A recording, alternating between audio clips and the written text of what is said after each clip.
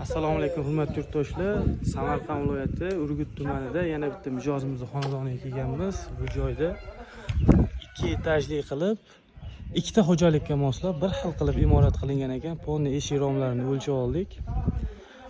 Xudo xolisa bitgan jarayonlarni ham albatta qo'yamiz. Bu ko'cha tomoni.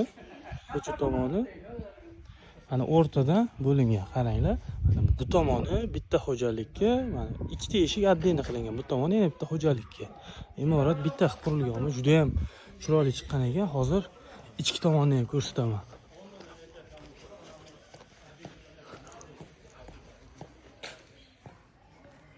Bizga murojaat qilish uchun 50 882 0077 raqamlariga bemalol murojaat qilsa bo'ladi. Hozir ichki tomonni ham ko'rsataman. Bu kirish qismiga eshik qo'yilgan, mehmonxona.